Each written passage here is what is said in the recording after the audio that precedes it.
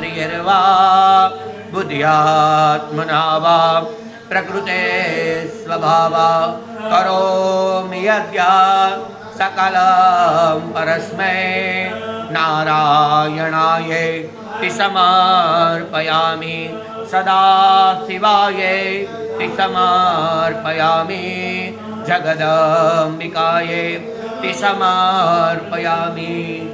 ओम ओम ओम। धर्म की जय हो, अधर्म का नाश हो, प्राणियों में सद्भावना हो, विश्व का कल्याण हो। नमः पार्वती पतये हर हर महादेव।